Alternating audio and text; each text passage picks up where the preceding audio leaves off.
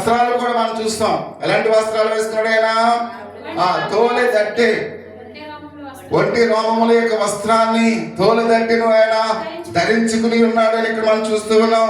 అతని యొక్క జీవన శైలిలో మనం చూసినట్లయితే ప్రజల యొక్క మల్లుకుని దేవుని క్షమాపణ వారు పొందుకోవాలని ఆయన ఉన్నది ఉన్నట్లుగా దేవుని యొక్క రాజ్య సువార్తను బోధించేవాడు అనే విషయాన్ని ఇక్కడ మనం చూస్తూ ఉన్నాం. చాలా స్పష్టంగా తెలియజేస్తుంది. ఆ విషయంలో ప్రజలు ఆలస్యం చేయకూడదు అనే విషయాన్ని ఆయన కలిగి ఉండేవాడు. ఎందుకంటే త్వరగా వారు రక్షణ పొందాలి, వారి కొరకు ఒక రక్షకుడు వచ్చి ఉన్నాడు కనుక వారు త్వరగా రక్షణ పొందాలి. ఎందుకంటే మనం చూస్తున్నాం, టైటానిక్ యొక్క షిప్ మునిగిపోతూ ఉన్నప్పుడు ఆ కెప్టెన్ వీళ్ళందరినీ కూడా రక్షించాలంటే అందరిని రక్షించే సామాగ్రి వాళ్ళ దగ్గర లేదు. కాబట్టి లేనప్పుడు ఏం చేశారంటే మామూలుగా వృద్ధాప్యంలో ఉన్న పెద్ద వయసు కలిగిన వారిని, స్త్రీలను ముందు రక్షిద్దాం, ఒకవేళ ఈ మగవాళ్ళు ఏదో విధంగా తప్పించుకోగలరు అనే ఒక ఆలోచనతో కెప్టెన్ ఏం చేశారంటే ముందు వృద్ధాప్యంలో ఉన్న వారిని మామూలుగా వాళ్ళ సేపు యొక్క వాడల్లో పడవల్లోని వాళ్ళని సేరదీశాడు. తర్వాత మహిళలందరూ కూడా రక్షించాడు. ఇక కొంతమందిని రక్షించలేక కాబట్టి వాళ్ళందరూ కూడా కెప్టెన్ ఒకవేళ ముందుగా అతను వెళ్ళిపోవచ్చు, కానీ ఏం చేశాడు, ఒక గదిలోకి వెళ్ళిపోయి తాళం వేసుకున్నాడు. ఎందుకంటే నేను చేసిన తప్పిదానికి వీళ్ళందరూ కూడా చనిపోతూ ఉన్నారు కాబట్టి వాళ్ళకన్నా ముందు నేనే చనిపోవాలి, నేను తప్పు చేశాను అని అతడు పశ్చాత్తాపం కలిగి కాబట్టి అందరినీ రక్షించాలని ఆశ కలిగాడు, కానీ అందరినీ అతడు రక్షించలేకపోయాడు. అలాగే ఇక్కడ యోహాను గారి యొక్క జీవిత విధానంలో మనం చూసినట్లయితే నేను అందరినీ రక్షించాలి, సమయము చాలా త్వరితంగా ఉంది, ఆయన వచ్చేసాడు కాబట్టి నేను మార్గాన్ని సిద్ధపరచాలి, ప్రజలందరినీ కూడా ఆయన కొరకు నేను సిద్ధపరచాలి అనే విషయంలో ఆయన ఆలోచన చేస్తూ ఆయన ఎంతో వేగవంతమైన పరిచర్య చేసినట్లుగా పరిశుద్ధ గ్రంథంలో చాలా స్పష్టంగా మనం చూస్తూ ఉన్నాం. యోహాను గారు చేసిన యొక్క పరిచర్య ఎంతో అద్భుతమైన పరిచర్య ఆయన చేసి ఉన్నాడని పరిశుద్ధ గ్రంథంలో అయితే మనం చూస్తూ ఉన్నాం. ఎందుకంటే ఎవరు కూడా నశించిపోవడం ఆయనకి ఇష్టం లేదు, అందరూ కూడా రక్షణ పొందాలని ఆలోచన కలిగి ఉన్నట్లుగా మనం చూస్తూ ఉన్నాం. అందుకనే మత్తయి సువార్త 3వ అధ్యాయము 2వ వచనములో పరిశుద్ధుడైన నీతిమంతుడు పరలోకము సమీపించి ఉన్నది, మారు మనసు పొందుడని యోదయ అరణ్యములో ప్రకటించుచుండెను. ప్రియా సహోదరి సహోదరులారా, అని ఇక్కడ మనం చూస్తూ ఉన్నాం. పరిశుద్ధుడైన నీతిమంతుడైన దేవుడు భూమి మీదకి దిగి వచ్చి ఉన్నాడు. ఆయన వచ్చి ఉన్నాడు కనుక అందరూ కూడా రక్షణ పొందాలి. కాబట్టి భూ దిగంతముల వరకు అందరూ కూడా దేవుని యొక్క విశ్వాసములో ఉండాలి. కాబట్టి అందుకనే ఆయన త్వరితంగా అందరూ కూడా రక్షణ సువార్తను ప్రకటించినట్లుగా మనం చూస్తూ ఉన్నాం. ప్రజలందరూ కూడా మారు మనసు పొందాలి, ప్రజలందరూ కూడా బాప్తిజం పొందాలి. అందుకనే ఎక్కడ మనం గమనించినట్లయితే ప్రియమైన వాళ్ళు యోహాను వారి యొక్క పాప క్షమాపణ నిమిత్తము మారు మనసు విషయమై బాప్తిజం వారికి ఇచ్చినట్లుగా మార్కు సువార్త 1వ అధ్యాయం 4వ వచనంలో మనం చూస్తున్నాం. ప్రియమైన వాళ్ళ ఈ విధంగా ప్రభు రాకడ కొరకు యోహాను అనేకుల హృదయాల్లో రాజ్య మార్గాన్ని ఆయన ఏం చేశాడంట, నిర్మించాడు అనే విషయానికి మనం చూస్తూ ఉన్నాం. అంటే ప్రతి విషయంలో కూడా మనం గమనించినట్లయితే చూడండి, ఆయన రాకడ సమీపంగా ఉంది కనుక చూడండి, ఏదైనా ఒక గృహము కాలిపోతుంది అనుకోండి, ఆ గృహము కాలిపోతున్నప్పుడు అక్కడ ఉన్న వాళ్ళు దేని గురించి ఆలోచన చేస్తారు, ఫైర్ ఇంజిన్ కావాలి, ఆ వాటర్ ఫైర్ ఇంజిన్ వస్తే అది అంటే అది కాలిపోతున్నప్పుడు ప్రతి వారి యొక్క హృదయంలో కాబట్టి ఆ ఫైర్ ఇంజిన్ వస్తే దీన్ని ఆడిపేస్తారు అనే ఒక ఆలోచన ఉంటుంది. అందుకనే ఇక్కడ లోకరక్షకుడు లోకములకు వచ్చాడు కాబట్టి ఈ అవకాశాన్ని ప్రతి ఒక్కరు కూడా ఉపయోగించుకోవాలి. కాబట్టి వీళ్ళందరూ కూడా మారు మనసు పొందాలి, వీళ్ళందరూ కూడా బాప్తిజం పొందాలి. ఆయన వచ్చి ఉన్నాడు కనుక వీళ్ళందరూ కూడా వీరి యొక్క హృదయాల్లోనికి దేవుడు ఆ యొక్క మార్గము ద్వారా మారు మనసు, పాప క్షమాపణ, బాప్తిజం ద్వారా వారి యొక్క హృదయాల్లోకి యేసయ్య రావాలి అనే ఒక ఆలోచనతో యోహాను గారు మార్గాన్ని సిద్ధపరిచినట్లుగా పరిశుద్ధ గ్రంథంలో అయితే మనం చూస్తూ ఉన్నాం. అంటే ఇక్కడ యోహాను మనుషులతో ప్రియమైన వాళ్ళ ఉన్నవంటి గర్వం అనే ప్రతి ఒక్క కొండను తీసివేయడానికి ఆయన ప్రయత్నం చేస్తూ ఉన్నాడు. ఆ దినాల్లో చాలా మంది గర్విష్ఠులుగా ఉండేవారు. గర్వం అనే పర్వతము వారు కలిగి ఉన్నట్లుగా మనం చూస్తూ ఉన్నాం. అంటే ఈ గర్వం అనే యొక్క పర్వతాన్ని ఏం చేయాలైనా తీసివేయాలి. అంత మాత్రమే కాకుండా ఆయన అంటూ ఉన్నాడు, చదును చేయాలి. ఎందుకంటే కొండను ఒకవేళ అలాగే ఉన్నట్లయితే రోడ్డు మార్గం వేయడానికి కుదురుతుందా? మనం చూస్తూ ఉన్నాం. మామూలుగా దేవరపల్లి నుంచి హైదరాబాద్ ఒక రోడ్డు మార్గం వేస్తున్నారు, చాలా వెల్లడిపు రోడ్డు మార్గం. దానికి అడ్డుగా ఉన్న కొండలన్నింటిని కూడా ఏం చేస్తున్నారు? వాళ్ళు చదును చేస్తూ ఉన్నారు. అలాగే మనలో గర్వం అనే ఆ కొండను ఆయన ఏం చేస్తున్నాడు? చదును చేస్తూ ఉన్నాడు. అంత మాత్రమే కాకుండా ఆయన అంటున్నాడు, సందేహం అనే ప్రతి పొలాన్ని కూడా ఆయన పూడుస్తూ ఉన్నాడు. కాబట్టి మాకు రక్షణ ఎవరిస్తారు అని ఎవరైతే సందేహంతో ఉన్నారో, ఎవరైతే గర్వంతో ఉన్నారో, అటువంటి వారి యొక్క ఆ మామూలుగా జీవితంలో అది సదును చేసి ఆ సందేహం అనే పల్లాన్ని పూడ్చి ఆయన మార్గాన్ని ఏం చేస్తున్నాడు? సరళము చేయడానికి మనం చూస్తున్న ప్రభువు చేత పంపబడిన దూతగా యోహాను గారు ఉన్నారు అనే విషయానికి మనం చూస్తూ ఉన్నాం. అంటే యోహాను ఆత్మీయమైన రాజ్య మార్గాన్ని ఆయన సిద్ధపరుస్తూ నిర్మించడం పూర్తయినట్లుగా మనం చూస్తూ ఉన్నాం. అంటే దేవుడు ఏదైతే చెప్పాడో ఆ పని అంతటిని కూడా యోహాను గారు ఏం చేస్తారంట? కంప్లీట్ చేస్తాడు. ప్రతి మార్గాన్ని కూడా ఆయన సరళము చేసినట్లుగా మనం చూస్తూ ఉన్నాం. మన వాక్య భాగ ప్రకారం యోహాను గారు ఇప్పుడు ఎక్కడ ఉన్నారాయన? శిరస్సాల్లో ఉన్నాడు. మార్గాన్ని సిద్ధపరిచాడు. ఆయన ఇప్పుడు ఎక్కడున్నాడు? శిరస్సాల్లో ఉన్నాడు. శిరస్సాల్లో ఎందుకు ఉన్నాడు మనం చూస్తాం. ఎందుకు ఉన్నాడు ఆయన? పాపమును ఖండించినందుకు, హేరోదు రాజును కాబట్టి బుద్ధి చెప్పినందుకు. కాబట్టి ఇక్కడ మనం చూసినట్టు యోహాను గారిని శిరస్సాల్లో వేసి ఉన్నట్లుగా పరిశుద్ధ దేవునికి లేఖన భావాలు మనం చూస్తూ ఉన్నాం. అంటే పడమని యోహాను రాజైన హేరోదుని అడిగాడు. ప్రియమైన వారు, నువ్వు చేసేది తప్పు కనుక నువ్వేం పొందాలి? ప్రత్యాతాపం పొందాలి. ప్రత్యాతాపం పొందమంటే తన తప్పును ఒప్పుకోవాలి. కానీ రాజు ఒప్పుకుంటాడా? ఒప్పుకోడు. ఒప్పుకోకుండా తన ఉన్న అహంకారంతో గర్వంతో ఏం చేశాడు? యోహాను గారిని శిరస్సాల్లో వేసినట్లుగా పరిశుద్ధ దేవునికి లేఖన భావాలు మనం చూస్తూ ఉన్నాం. కాబట్టి యోహాను ఇప్పుడు ఖైదీ చేయబడ్డాడు. కాబట్టి ఎందుకంటే హేరోదు తన సహోదరుడి యొక్క భార్యను ఈ విధంగా చేయటం బట్టి అతడు యథార్థంగా మాట్లాడాడు కాబట్టి అతడు శిరస్సాల్లో ఉన్నాడు అనే విషయాన్ని పరిశుద్ధ గ్రంథంలో మనం చూస్తూ ఉన్నాం. అంటే ప్రియ సహోదరి హేరోదు కోటలో ఉన్న ఈ శిరస్సాల్లో ఇప్పుడు ఎవరున్నారంట? యోహాను గారు ఉన్నారు. అంటే ఆ హేరోదు కోటలోనే ఆ శిరస్సాల ఉంది.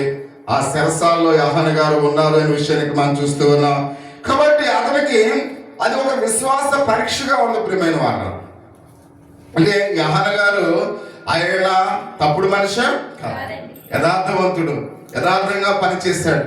కాబట్టి యథార్థంగా పనిచేసిన యోహాను గారికి ఇప్పుడు అనేకమైన కష్టాలు వచ్చినాయి. ప్రియమైన వారు, అనే నీతిమంతులు కలుగు ఆపదలు అనేకములు. చెడ్డవారికి ఏ కష్టం ఉండదు, చెడ్డవాళ్ళకి ఏ ఇబ్బంది ఉండదు, ఆరోగ్య సమస్యలు ఉండవు, ఆర్థిక సమస్యలు ఉండవు, ఏ ఇబ్బందులు కూడా ఉండవు. కానీ మంచి వారికి అనేకమైన కష్టాలు వస్తూ ఉంటాయి. నిజాయితీగా మాట్లాడే వారికి అనేకమైన ఇబ్బందులు వస్తూ ఉంటాయి, అనేకమైన శోధనలు వెంటాడుతూ ఉంటాయి. కాబట్టి ప్రియమైన వాళ్ళ యోహాను గారు ఎంతో యథార్థమైన పౌరుషము కలిగిన ఒక దేవుని ప్రవక్త ఇప్పుడు ఎక్కడున్నాడు?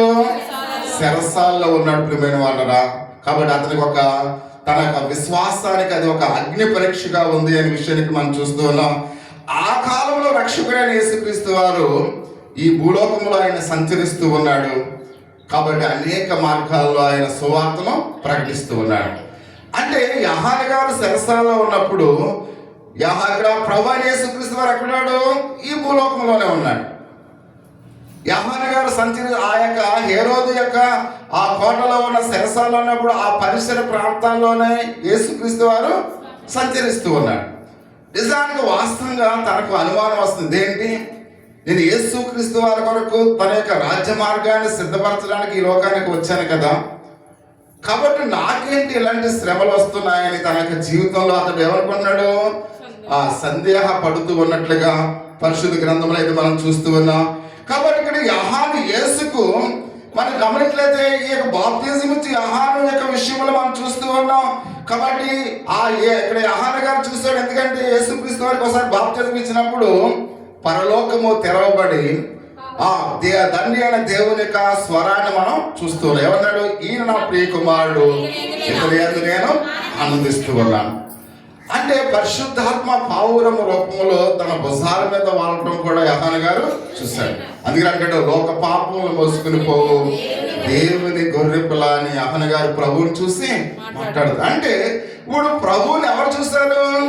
యోహాను గారు చూశారు. యోహాను గారికి ఇక్కడ యోహాను గారు ప్రభు వారికి బాప్తిజం ఇచ్చినట్లుగా మనం చూస్తూ ఉన్నాం. అంటే వారి యొక్క ఇద్దరు కలయిక మనము ఆ యొక్క గ్రంథములో మనం చూసినట్లయితే అది ఎంతో సంతోషదాయకంగా ఉంది. అంటే దేవుడు వాగ్దానం చేయబడిన మెస్సయ్య ఈ లోకానికి ఉద్భవించినట్టుగా మనం చూస్తూ ఉన్నాం. ఈ లోకమంతటిగా ఆయన ఏమన్నాడు? న్యాయాధిపతిగా ఈ లోకానికి వచ్చి ఉన్నట్లుగా యోహాను గారికి తెలుసుకునే వారు. మనందరం కూడా పరిశుద్ధ దేవునికి లేఖన భాగంలో కూడా ఈ యొక్క మాటలు మనం చూస్తూ ఉన్నాం. అలాగనే ఇప్పుడు ఆ సహోదరి సోదర కానీ తన యొక్క జీవితంలోకి మనం చూసినట్లయితే, కాబట్టి యేసు నన్ను ఎందుకు విడిచిపెట్టాడు, నేను శరసాల్లో ఉండవేంటి అని ఒక సందేహము ఎవరిలోకి వచ్చింది? యోహాను గారిలోకి వచ్చినట్లుగా లేఖన భాగములు మనం చూస్తూ ఉన్నాం. కాబట్టి అందుకని ఇక్కడ మనం గమనించినట్లయితే 2వ వచనంలో ఆయన అంటూ ఉన్నాడు, యోహాను తన శిష్యులతో ఇద్దరిని యేసునందుకు పంపి, రాబోవాడవు నీవేనా, మేము మరి ఒకరి కొరకు కనిపెట్టవలెనా. అంటే యేసుని గురించి సందేశం మన మనసులో కూడా ఇలాగనే వస్తాయి. నేను యేసయ్యకి బాప్తిజం ఇచ్చాను కదా, యేసు కొరకు నేను ఎంత ప్రయాసపడుతూ ఉన్నాను కదా, కాబట్టి యేసు కొరకు నేను నిజాయితీగా నిలబడిన వాడిగా ఉన్నాను కదా, ఏంటి నాకు ఈ కష్టాలు, ఏంటి నాకు ఈ బాధలు అని సందేహం వచ్చి, అసలు వచ్చిన వాడు క్రీస్తేనా లేక మేము వేరొకరి కోసం మేము కనిపెట్టాలా?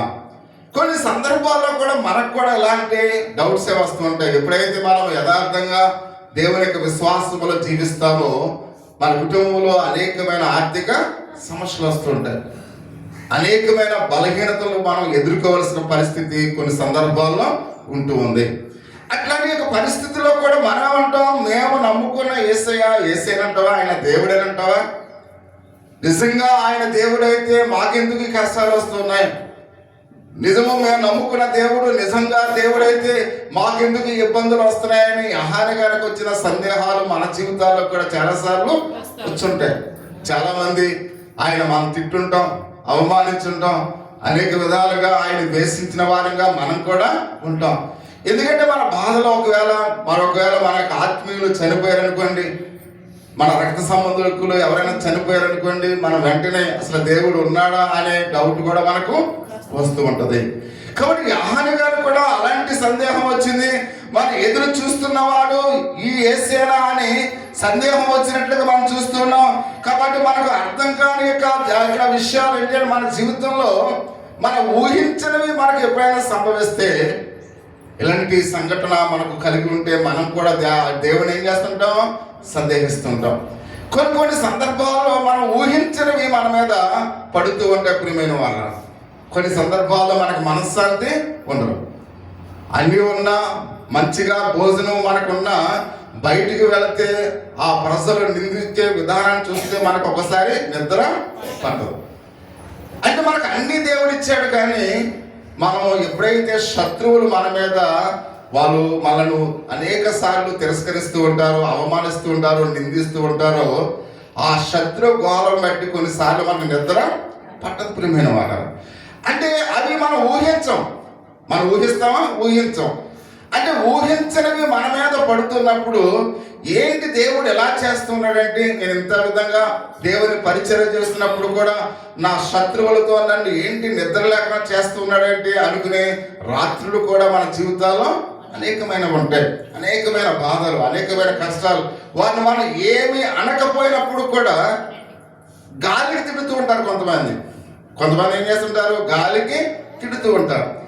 అటువంటి యొక్క సందర్భాలు నేనేమో చేస్తానంటావా? ఇప్పుడు ఒకవేళ నేను సరిగ్గా నడవలేకపోతున్నానా, ఒకవేళ నేను వంకరగా నడుస్తున్నానా అనే డౌట్స్ మనకి వస్తూ ఉంటాయి. ఏంటి ఒకవేళ నేనేమన్నా చేయకూడదు ఏమైనా చేస్తానా అని మన మీద మనకే అనుమానం వస్తుంది. అంటే కారణం లేకుండా ఏంటి గాలి మాటలు ఏంటి, ఒకవేళ నేను ఏదైనా పొరపాటు చేస్తున్నానా ఏంటి అని కొన్ని మన మీద మనమే సందేహించేటట్లుగా కూడా కొన్ని సందర్భాలు మన జీవితాల్లో వస్తాయి ప్రియమైన వాళ్ళ.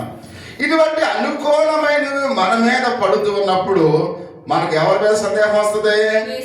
దేవుని మీద సందేహం. అసలు ఉన్నాడంటావా ఈయన? ఇంత ఎలా బ్రతికినా ఏంటి అవమానాలేంటి, ఈ బాధలేంటి, ఈ కష్టాలేంటి, ఈ ఇబ్బందులేంటి అని మనం అనేక సార్లు దేవుని మీద మనం ఏం చేస్తుంటాం? సందేహపడుతూ ఉంటాం ప్రియా సహోదరి సహోదరా. కాబట్టి ఇక్కడ అలా ఎందుకు ఆయన నన్ను రక్షించలేకపోతూ ఉన్నాడు? ఒకవేళ యేసయ్య రాకపోతే ఎవరినైనా పంపించవచ్చు కదా. నేను శిరసాల్లో ఉన్నాను, ఆయన కోసం నేను పనిచేస్తున్నాను. ఒకవేళ రావడానికి ఒకవేళ వీలు పడకపోతే ఎవరైనా పంపించి నన్ను రక్షించవచ్చు కదా అని కొన్ని సందర్భాల్లో కూడా యోహాను గారు ఆయన బట్టి సందేహపడినట్లుగా మనం చూస్తూ ఉన్నాం. నా శత్రువులను శిక్షించడానికి ఆయన ఎందుకు రావటం లేదు? నాకు ఎందుకు సహాయం చేయట్లేదు? నా శత్రువులు నా మీద ఇలాగ నిందలు వేస్తున్నప్పుడు నా శత్రువులు ఎందుకు శిక్షించడానికి ఆయన రావటం లేదు? ఆయన ఎంతో బలమైన దేవుడు కదా అని యోహాను గారు తన మనసులో ఏం చేస్తున్నాడంట? సందేహపడుతూ ఉన్నట్లుగా పరిశుద్ధ గ్రంథంలో అయితే మనం చూస్తూ ఉన్నాం.